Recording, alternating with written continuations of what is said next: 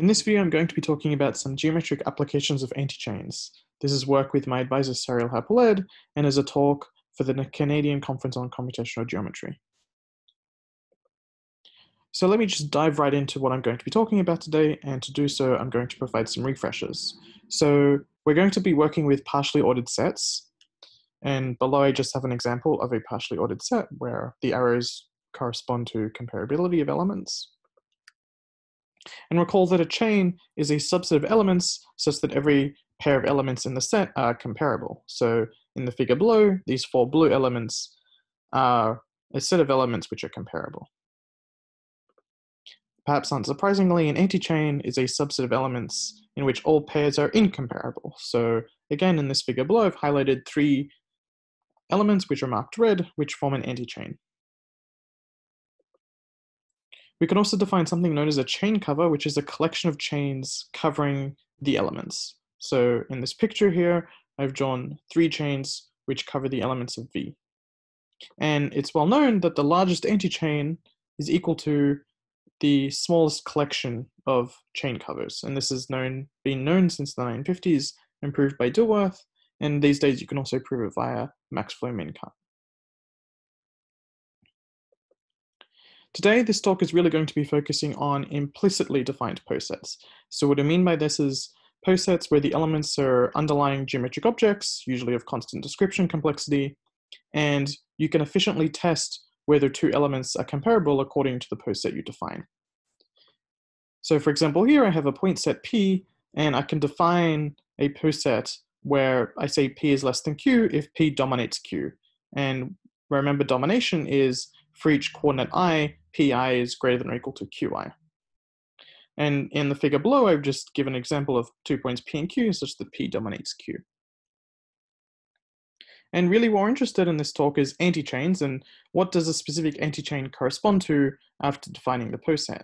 Well, in this case, an antichain corresponds to a downward staircase of points. Specifically, we define them in this talk as a Pareto-optimal subset. So in this figure, these 7 points here form a downward staircase or a Pareto-optimal subset. And so really in this talk, we're going to be asking ourselves, how quickly can we find the largest Pareto-optimal subset? In 2 dimensions, you could do it in n log n time, but I'm also interested in the high dimensional version of the problem. And so we'll see that computing the largest Pareto-optimal subset reduces to computing the largest antichain in this postset. Here's a second example of implicit postsets. Let's say D is a collection of regions in R to the D. And I can define a postset where I say two regions, D prime and D. D prime is less than D if D is fully contained in the interior of D prime.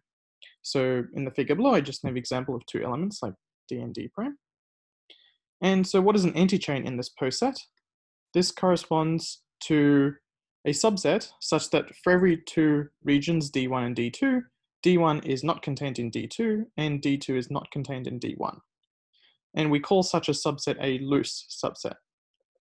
So in this figure below, the highlighted red elements form a loose subset. Notice that the elements are allowed to be intersecting. Again, they just cannot contain one another. And so again, how quickly can we find the largest loose subset? Or equivalently, how quickly can we compute the largest antichain in this postset I've defined? So in terms of computing antichains, combinatorially speaking, the largest antichain on a postset of n elements can be found in n to the 2.5 time. How does this algorithm work? Well, you essentially reduce the computation to finding a maximum matching in some bipartite graph G, which you can define, and then recall that the Hopcroft-Karp algorithm can compute the maximum matching in a bipartite graph G in n to the 2.5 time. And from this maximum matching, you can extract an antichain and also a chain cover, which have the same size by Dilworth's theorem. But here, of course, we're dealing with implicitly defined postsets. So, of course, one way to run the algorithm is construct this bipartite graph, and all of the edges of the graphs correspond to comparability between certain pairs of elements, and we can just construct the graph explicitly. But since we have implicit postsets, we want to kind of run this max matching algorithm of Hopcroft and Karp implicitly on the graph G, right? Which is also implicitly defined because we have this implicit postset. So we're looking for any sort of speed up we have here in order to exploit the fact that our poset is implicitly defined. So the framework which we present in this paper is the following algorithmic framework for implicit posets. So just recall, we have our poset V of size m, and our goal is to compute the largest antichain for V. So to do so, we're going to assume that we have access to a data structure. So for any subset of elements P of size m, we assume we have a data structure which acts on those subset of elements P that can do the following three operations.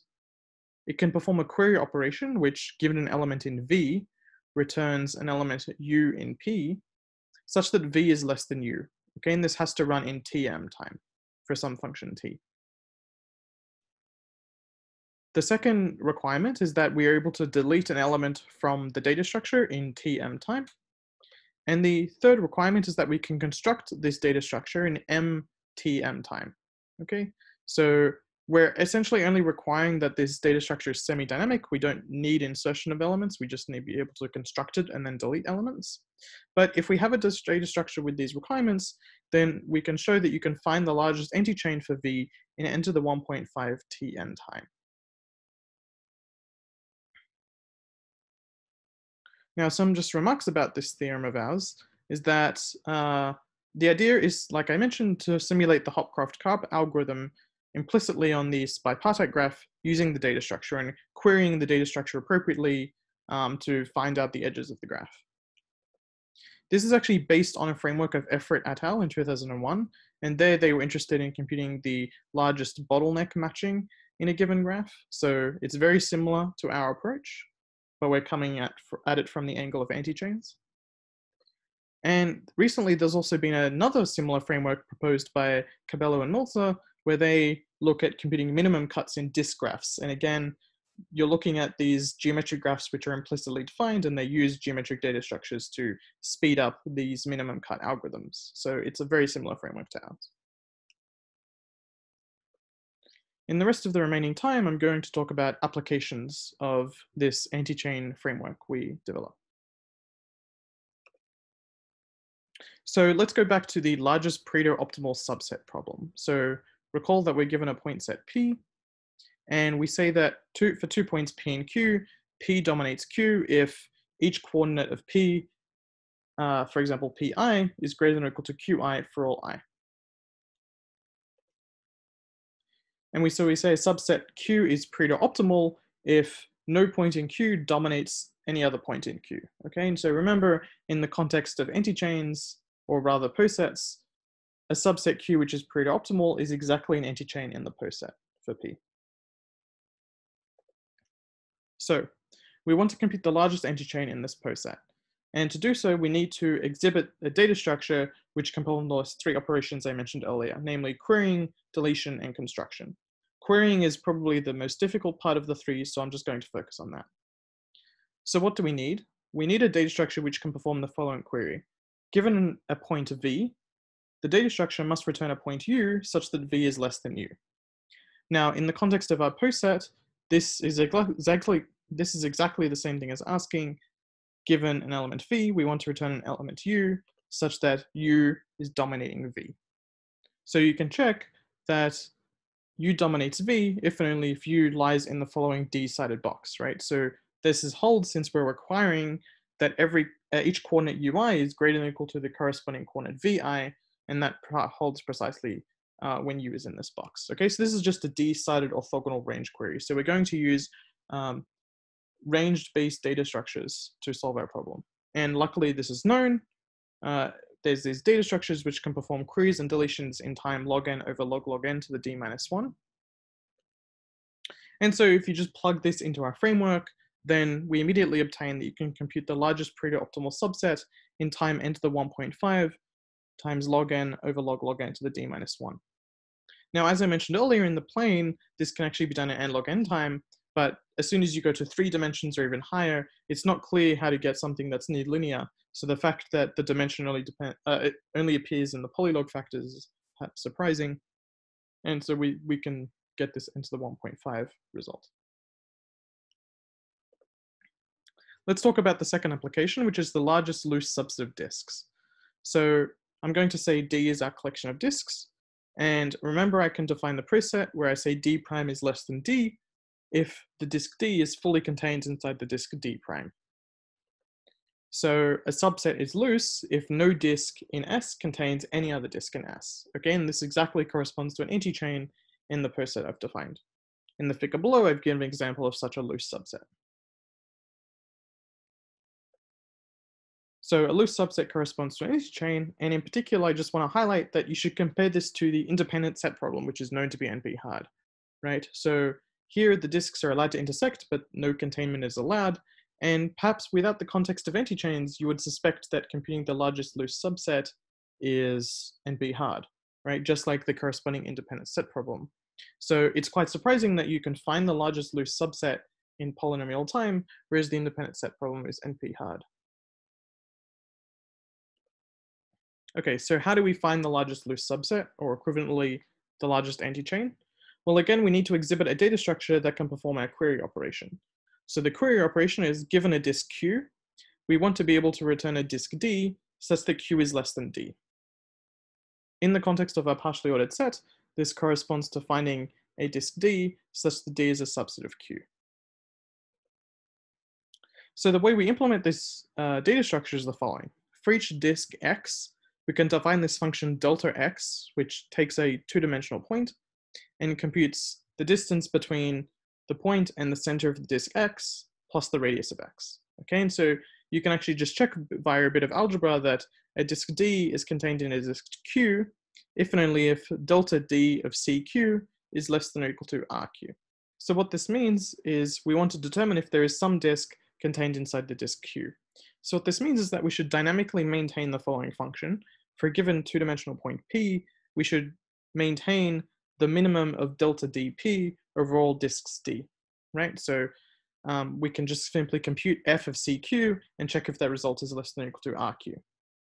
Now, dynamically maintaining this function at first may seem a little hard, especially for all points, but it turns out that this just reduces to computing the lower envelope of the following collection of surfaces in R to the 3, right? I can just look at these functions in three-dimensional space. These are x, y monotone surfaces, and by taking the lower envelope of these surfaces, I get the function f. And this is actually studied by Kaplan et al. In 2017, and they can in fact do this dynamically with the update time log n to the 10 plus epsilon, where epsilon is an arbitrarily small parameter. Okay, so just plugging their result into our framework, we can show that the largest loose subset of disks in the plane can be computed in n to the 1.5 log n to the 10 plus epsilon time. So the conclusion here is that this framework we've presented is really useful for computing antichains and implicit postsets. And in particular, if you've defined the postset correctly, what an antichain actually means, corresponds to a very natural geometric problem.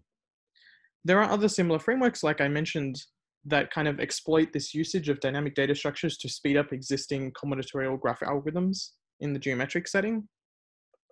And also in the paper, we present a few other results of this framework, which I haven't talked about today, such as the largest subset of non-crossing rectangles, the largest subset of isolated points, and I encourage you to check them out if you're interested. The other question is, we're looking for more applications of this, right? It seems like there could be other natural geometric problems that one is interested in solving, and it turns out they're just exactly corresponding to an antichain in some carefully defined poset. And so if you have a data structure which can fit into this framework, then you can solve this geometric problem quite easily. So what other applications are there? And that's it. Thank you for listening.